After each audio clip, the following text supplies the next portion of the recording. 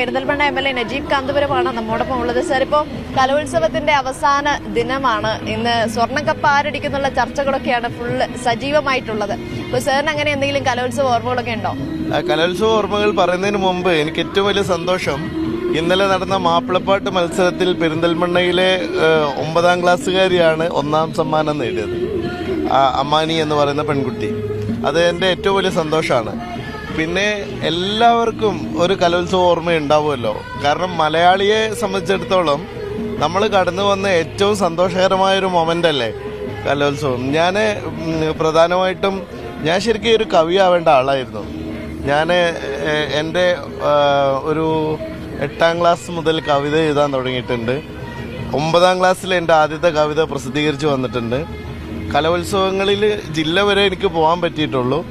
പക്ഷേ കവിതാരചനയിലും ഇംഗ്ലീഷ് പ്രസംഗത്തിലുമായിരുന്നു 2 തവണയും എനിക്ക് ജില്ലാ തലം വരെ മത്സരത്തിൽ പങ്കെടുക്കാൻ പറ്റിയിട്ടുണ്ട്.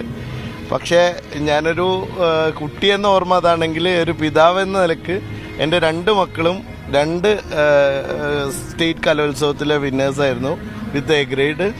ഒരാൾ വട്ടപ്പാട്ടിൽ അവരുടെ ടീമായിരുന്നു, പിന്നെ അത് സിൽവർ ഹിൽസ് ഹൈസ്കൂളിലായിരുന്നു അവർ പഠിച്ചത്, കോഴിക്കോട്. 2ാമത്തെ ആൾ ബെസ്റ്റ് ആക്ടറായിരുന്നു, പിന്നെ ഇംഗ്ലീഷ് സ്കിറ്റിൽ.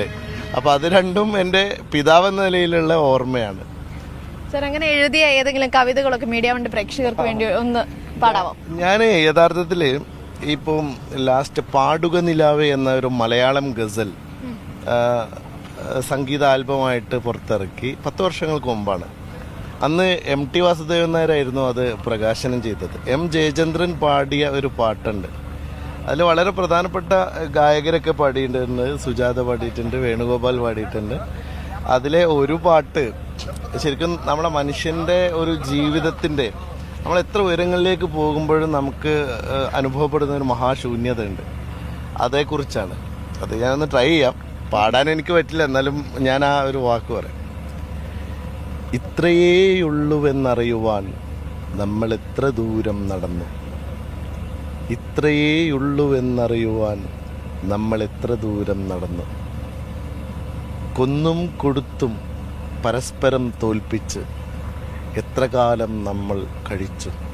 അങ്ങനെ തുടങ്ങുന്നൊരു വരിയാണ് അത്. ഇത്രയേയുള്ളുവെന്നറിയുവാൻ നമ്മൾ എത്ര ദൂരം നടന്നു എന്ന ആ ഒരു വാക്ക് ശരിക്കും പറഞ്ഞാൽ നമ്മളൊക്കെ അധികാരത്തിൻ്റെയും അതുപോലെ അവസരങ്ങളുടെയൊക്കെ ഏറ്റവും ഉയർന്ന ഒരു ഏത് സംഗതി നമുക്കൊരു ഗോളുണ്ടാകും. ആ ഗോള് നമ്മൾ നേടുമ്പോൾ മനുഷ്യൻ അനുഭവിക്കുന്ന ഒരു മഹാശൂന്യത ഉണ്ട്. ഇനി എന്ത് എന്നുള്ളത് ആ ശൂന്യതയെക്കുറിച്ചാണ്. അപ്പം എല്ലാം നമുക്ക് കീഴടക്കുന്നവരേ ഉള്ളൂ.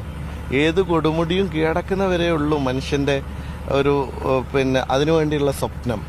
ഇപ്പോൾ നമുക്ക് ഏത് പദവിയും, ഇപ്പം ഞാനിപ്പോൾ ഒരു MLA ആണ്. ഇപ്പോൾ 140 പേരേ ഉള്ളൂ കേരളത്തിൽ, 3.5 കോടി മനുഷ്യർക്കിടയിൽ. അപ്പോൾ ഒരുപക്ഷെ രാഷ്ട്രീയ പ്രവർത്തന രംഗത്ത് നമ്മളൊക്കെ നേടുന്ന ആ പദവികളിൽ ഏറ്റവും പ്രധാനമായ ഒരു രാഷ്ട്രീയ പ്രവർത്തകൻ ആഗ്രഹിക്കുന്ന ഒരു വലിയ പദവിയാക്കാം. പക്ഷെ നമ്മളവിടെ എത്തുമ്പോൾ നമുക്ക് തോന്നും ഇത്രയേ ഉള്ളൂ. അപ്പോൾ അത് മനുഷ്യൻ്റെ ഒരു സ്വാഭാവികമായ കാര്യമാണ്. പക്ഷെ ഇതിൽ നമ്മൾ നേരിടുന്നൊരു വലിയ പ്രശ്നം എന്ന് പറയുന്നത് മനുഷ്യരുടെ എല്ലാ ആഗ്രഹങ്ങളുടെയും സ്വഭാവം ഇതാണ്. സാമ്പത്തികമായിട്ടാവട്ടെ, ഒരു എക്സ്ട്രീം ഒരു കൊടുമുടിയിലേക്ക് നമ്മൾ എത്തുമ്പോൾ നമുക്ക് തോന്നുന്ന നമ്മളുടെ ഒരു ശൂന്യതയുണ്ട്. ആ ശൂന്യതയെക്കുറിച്ചാണ് അന്ന് എഴുതിയത്. അപ്പം പിന്നെ ഞാൻ നിയമസഭയിലെ തിരക്കുകളിലൊക്കെ ഇടയിൽ ഇപ്പൊ കവിതയൊക്കെ എഴുതാനൊക്കെ സമയം കിട്ടുന്നുണ്ടോ? സത്യത്തിൽ ഞാൻ പിന്നീട് കവിതയിൽ നിന്ന് മാറി പത്രപ്രവർത്തകനാകുന്ന കാലത്ത് എൻ്റെ ഏറ്റവും ഇഷ്ടപ്പെട്ട മേഖല ഫീച്ചർ റൈറ്റിംഗ് ആയിരുന്നു. ഇപ്പോൾ ഇന്നലെ എൻ്റെ ഒരു പുസ്തകം പ്രകാശനം ചെയ്തു, പച്ച ഇലകൾ എന്ന് പറഞ്ഞിട്ട്.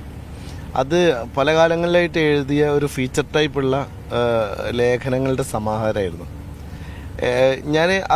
ഈ ഫീച്ചർ ടൈപ്പായിട്ടുള്ള നമ്മുടെ ലേഖനങ്ങൾ വരുമ്പോൾ അതിലൊരു കവിതയുടെ ഒരു അംശം എപ്പോഴും ഉണ്ടാവും, ഭാഷയിലുണ്ടാവും, നമുക്കതുപോലെ തന്നെ നമ്മുടെ ഭാവനയിലുണ്ടാവും, നമ്മുടെ ഒരു ഭാവുകത്വത്തിലുണ്ടാവും, അതൊക്കെ ഉണ്ടാവും. അപ്പോൾ അത് സ്വാഭാവികമായിട്ടും നമ്മളെ സംബന്ധിച്ചിടത്തോളം ഏറ്റവും പ്രധാനപ്പെട്ട ഒരു കാര്യം, ബേസിക്കലി ഞാൻ മനസ്സിലാക്കുന്നത് എല്ലാ രാഷ്ട്രീയക്കാരും കവികളാണെന്നാണ്. കാരണം ഭാവനാസമ്പന്നരായ ആളുകൾക്ക് മാത്രമേ ഒരു പൊതുപ്രവർത്തകനാകാൻ കഴിയുള്ളൂ. കാരണം അത് അപരന് വേണ്ടിയുള്ള ഒരു ചിന്തയാണ് രാഷ്ട്രീയ പ്രവർത്തനം എന്ന് പറഞ്ഞാൽ. അപ്പം അത് ബേസിക്കലി മനുഷ്യൻ ഒരുപക്ഷെ കവിത എഴുതുന്നുണ്ടാവില്ല, പക്ഷെ ജീവിതം കവിതയാക്കുന്നുണ്ട്.